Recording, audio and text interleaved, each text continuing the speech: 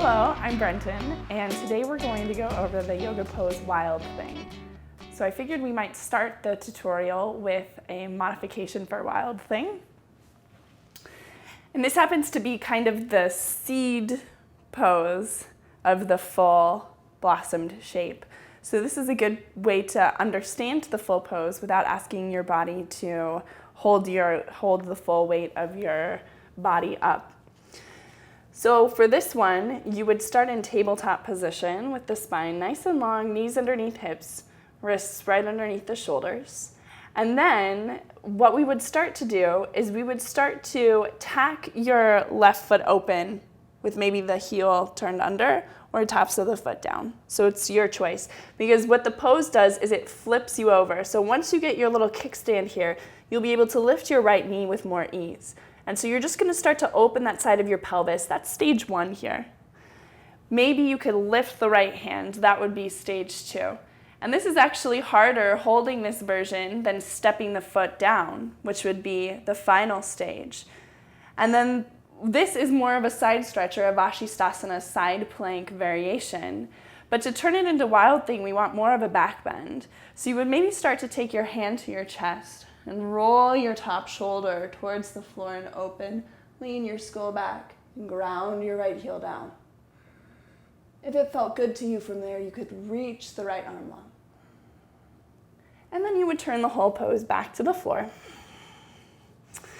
From the other side, it looks like this. You would tack the right foot open. Now you would start the opening of your body, right? This is a little bit more challenging to hold, this version of Vashisthasana, or of this is a half moon position. And then you could start to take the foot down and back, and you would start to roll yourself open over this top arm. So roll yourself open. The soft crease of this elbow, by the way, needs to be rolling forward and open to the pinky finger. And then you would stretch down. And then you would release all the way back. And just see where you are feeling from there. Now, when we're talking about full version of the pose, that one starts from downward facing dog. So you would go ahead and just set up for your regular pose. If you have really tight hamstrings here, you might find a limitation, because if your hamstrings are tight, your pelvis is going to be lower to the ground. And that's going to be hard for you to pivot open into your shape. So if you can get your pelvis really high to the sky, even if the knees are bent, that's going to be kind of one of your juicy spots.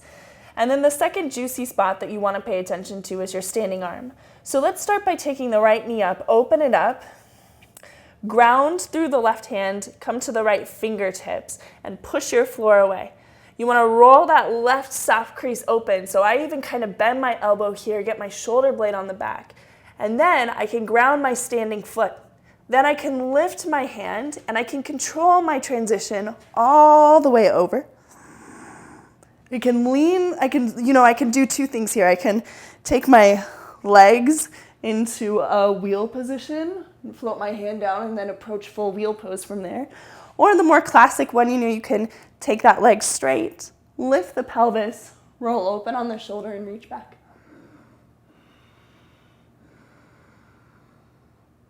And then when you're ready, return to the pose, downward facing.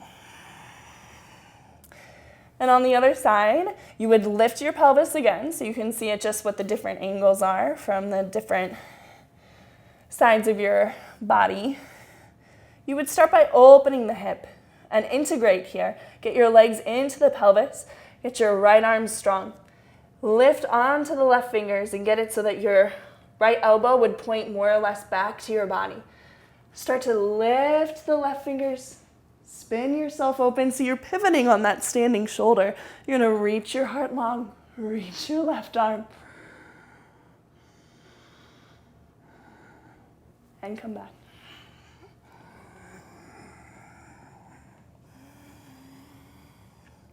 Lowering down to the knees. Child's pose is a good release for something like that. Just all of that heart opening will send all sorts of new sensations to your chest. And it will give you a lot to work on in terms of shoulder opening, hip opening, and shoulder stability and hip stability. So it's kind of doing everything all at once. Try it out and see how it goes. Thanks.